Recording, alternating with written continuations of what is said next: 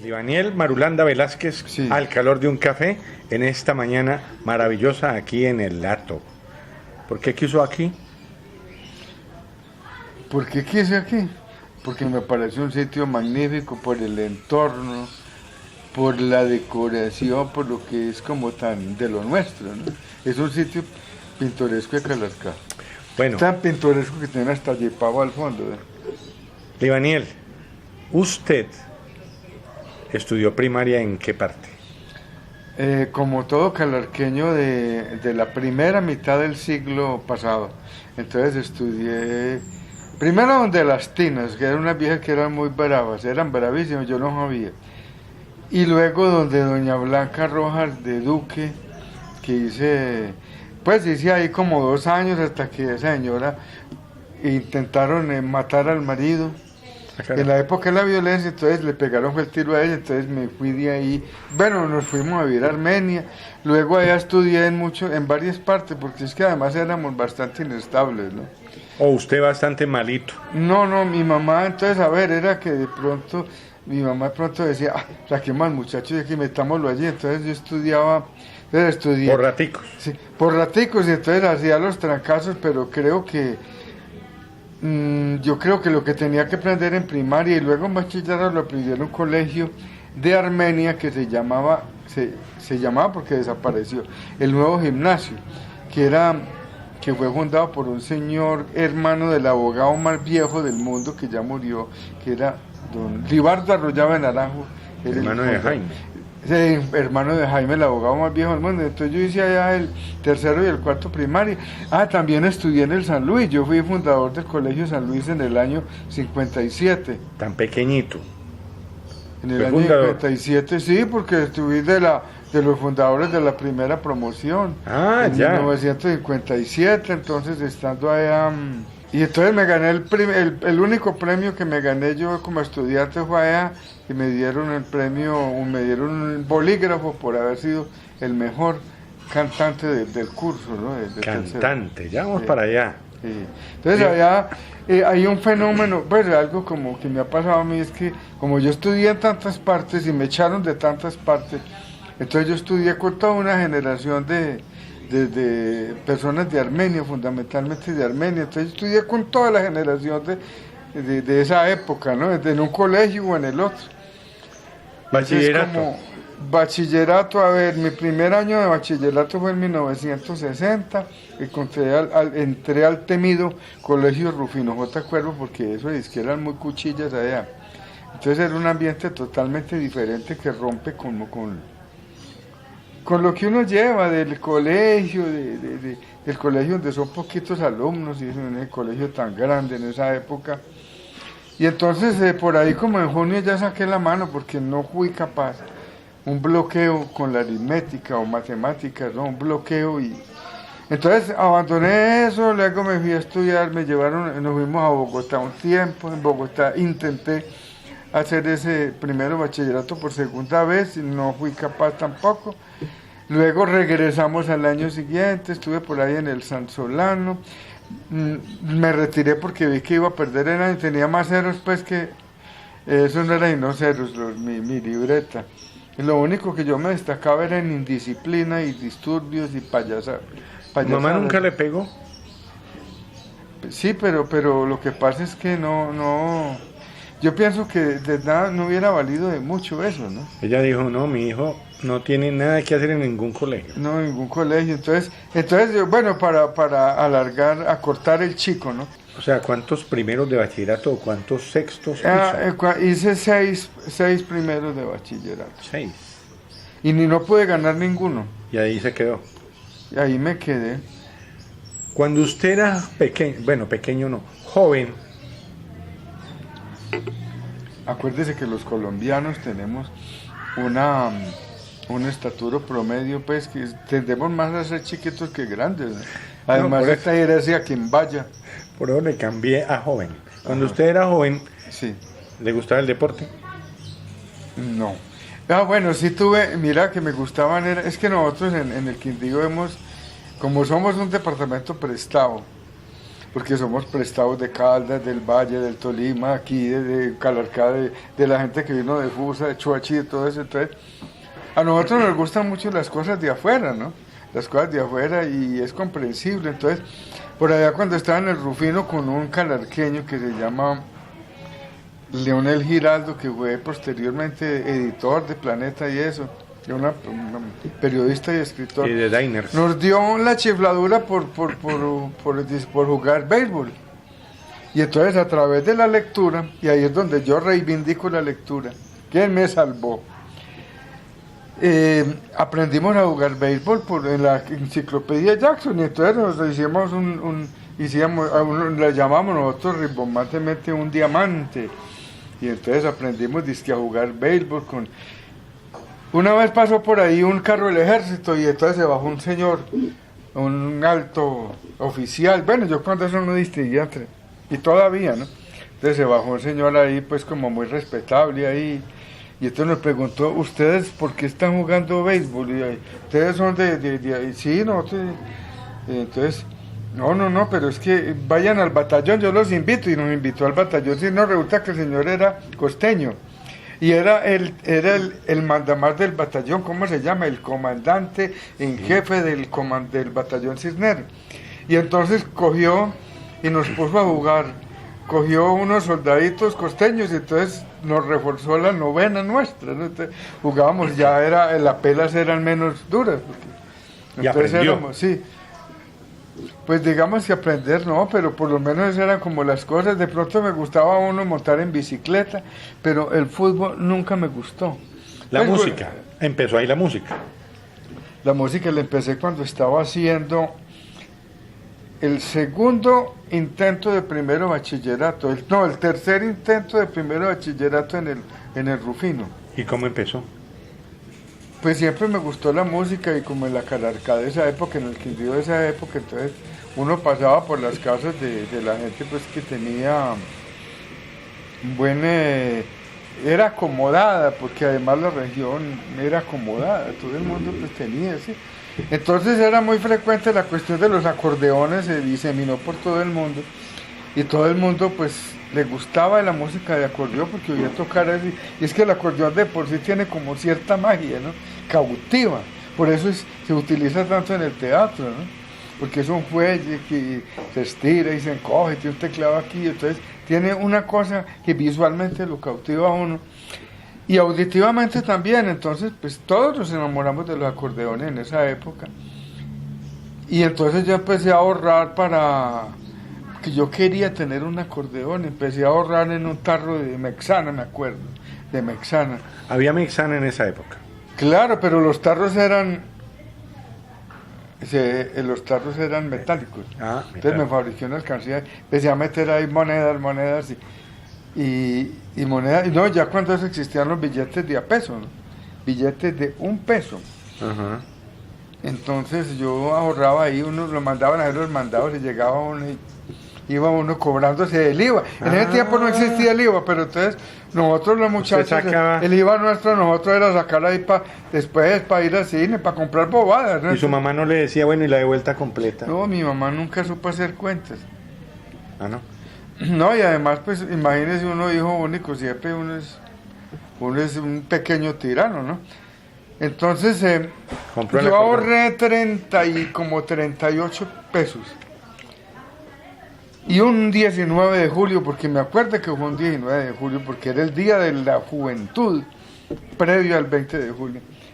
Entonces ese día me llevé el tarro, me saqué los billetes del tarro, le sacudí todo el polvo que tenía ahí. Y le dije a mi mamá, sí, le dije a mi mamá, cuando eso no se acostumbraba a lavar la plata, entonces le sacudí el polvo, sí. Y entonces lo saqué del tarrito ese y me fui con mi mamá para el almacén musical de Terifón, Campos, situado donde queda hoy en día el Banco de la República. El Banco Popular. Y entonces le dije a mi mamá, el sistema, como no había, todo era fiado o píselo, ¿no? Entonces te iba a comprar un micrófono, entonces iba y pisaba el micrófono con $2 y luego... Bueno, entonces el objeto de mis anhelos se llamaba un acordeón de botones pequeño, marca Bellmeister, en ese tiempo una marca muy desconocida para nosotros. Era un acordeón barato, digámoslo así, sin embargo fueron 240 pesos que costó ese aparato. Entonces con los 38 pesos mi mamá pisó el acordeón. Estábamos en julio 19 de 1962. ¿Y por qué tengo esa fecha tan fresca? Hombre, porque ese año fue que cumplí mis 15 años, ¿no? Entonces resulta que ya para el 1 de septiembre, una fecha memorable, porque ahí cumplía mis 15 años, mi mamá se apareció con el acordeón. Y entonces ella y una tía entonces acabaron de poner la plata para completar, entonces se apareció con el acordeón. Y eso hasta ahí me llegó digamos, las ganas de terminar bachillerato y todo eso, el poco pudor que tenía como estudiante malogrado y experto en sacar ceros, ¿no? Hasta ahí me llegó la cosa. A partir de ese momento entonces ya Marulanda se dedicaba por la mañana, por la tarde y por la noche, no a lo que usted está pensando, el culto ese de abonar, no, me dediqué a tocar acordeón. ¿Y quién le enseñaba? No, nadie, solo. Solo, así aprendió. A ver, ¿cómo se hizo la generación nuestra? Digamos, cómo aprendió la generación nuestra muchos de los rudimentos estéticos, ¿no? Como los rudimentos de la escritura y todo eso, leyendo. ¿Y cómo aprende uno a ser músico? En primer lugar, oyendo. Y en segundo lugar, uno tiene que tener un tricitico de talento y además un aporte genético, ¿no? Pues, o un aporte, uno tiene que tener un talento natural que nace con uno. Porque lo que natura no da, Salamanca no lo presta. Ajá. Pero si uno nace con un oído mínimo, hombre, pues es muy fácil. Si a usted le gusta una cosa, usted se dedica. Como en el caso mío, desayuno, almuerzo y comida, y ya pues yo no iba al colegio, al Rufino, sino como hacer acto de presencia, y todo el tiempo era pensando. Entonces yo iba y tal, mis tareas, yo no volví a hacer tareas, la tarea mía era porque el acordeón de botones pequeños es un poco difícil, por lo que emite un sonido abriendo y otro cerrando. Es un acordeón bisonoro. Y hablé bonito ahí, bisonoro, acordeón diatónico de botones bisonoro. Ese es el acordeón vallenato, ¿no? De 2 hileras y entonces ahí, total que a los 15 días ya tenía como 10 compañeros míos de estudio y de la barra del barrio San José. Allá, las murgas de ese tiempo, eso era, digamos, uno tocaba el acordeón, y entonces aparecían 2 que tocaban termos o cosas así, que era la guacharaca. Entonces era el acordeón, 2 guacharacas, 3 pares de palitos, maracas, y eso era bulla. Y se organizaba la orquesta. Y se organizaba la murga, ¿no? Y entonces los instrumentos ya, entonces uno recurría a los corretajes de la galería, que le hicieran una vaina como una lámina, le dieran como forma de cono, y entonces uno le montaba ahí los cueros que compraba uno en la María, los ponía uno a secar. Mejor dicho, era todo el procedimiento. Libaniel, Marulanda Velázquez, ya volvemos. En un momento vamos a un corte al calor de un café.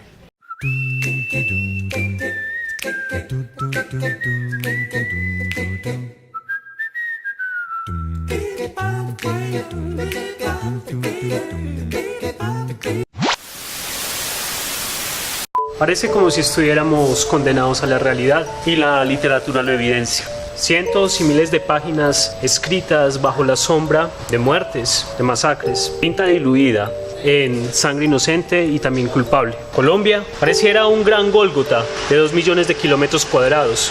Sobran los muertos, pululan los fantasmas, aquellos que habitaban las casas de nuestros abuelos, aquellos que ahora están chupando gladiolo. Fantasmas y aparecidos en los caminos, duendes y brujas en los montes, todos ellos desplazados a punta de bala.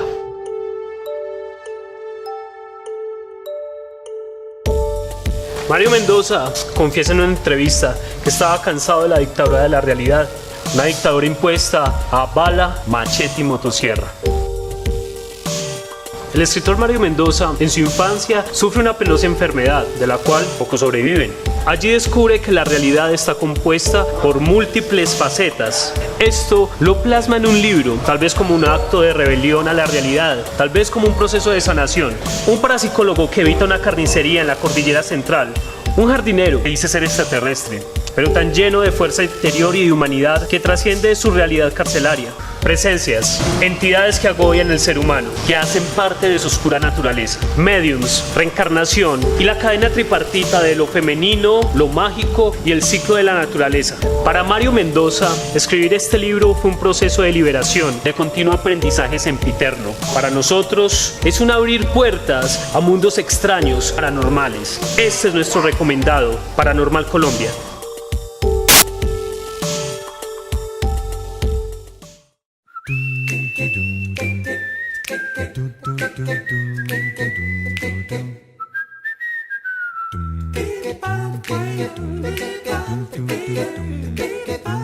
Volvemos aquí al calor de un café con Libaniel Marulanda Velázquez. Libaniel, hijo único, 3 veces casado, 3 matrimonios, ¿cómo es la cosa? ¿Primer matrimonio a qué edad? No, a los 24 añitos, a los 24 años. Y, a ver, me casé con la primera novia que tuve, con la única novia que tuve como en serio. Ah, usted era juicioso.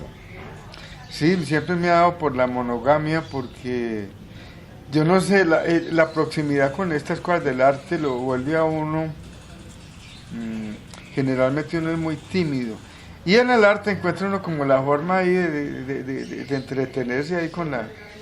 de entretenerse, como privarse de esa vida como tan bacana que pasan los jóvenes. Entonces, mientras yo tocaba con el grupo, ya 15, 16 años en las fiestas, entonces todos mis amigos salían con novias, con amigas, bueno, y etcétera. En los griles, entonces ya tenían pues mozas, mositas, y levantes y todas esas cosas fuera de sus novias, ¿no? Mientras que yo siempre fui como muy tímido, ¿no? Muy tímido, entonces fui muy tímido y tanto que la primera novia que tuve me demoré 2 años para confesarle mi amor. Estuve enamorado de ella muchos años hasta que me casé. Y entonces nos casamos y casarse es morir un poco. Desafortunadamente el amor eterno, como usted bien sabe, el amor eterno dura hasta que se acaba, ¿no? Y entonces no, estuve 25 años, 25 años casado con ella, tengo un gran recuerdo y es la madre de 2 de mis hijos. El mejor concepto que se puede dar de una mujer lo daría yo de mi primera mujer. Bueno, en el matrimonio es como una sociedad.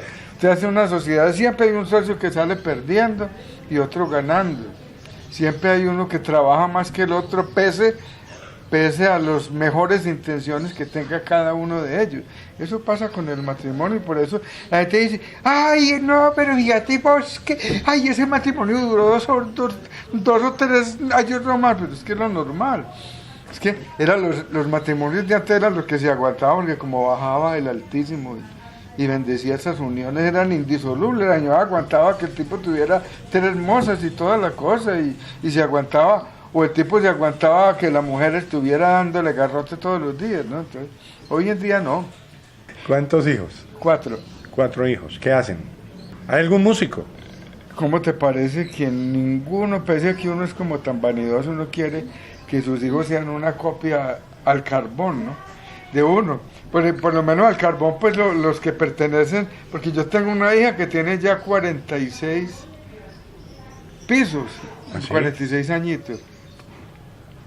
Ella vive en Cúcuta, que es mi hija mayor, ella tiene 46 años, se llama Albayuli Marulanda Echeverri. Los otros hijos, entonces ya como me casé pues así con todas las de la ley y todas las... Entonces tengo 2 hijos, el mayor actualmente está trabajando con la Bianca, él es publicista y mercaderista, ¿no?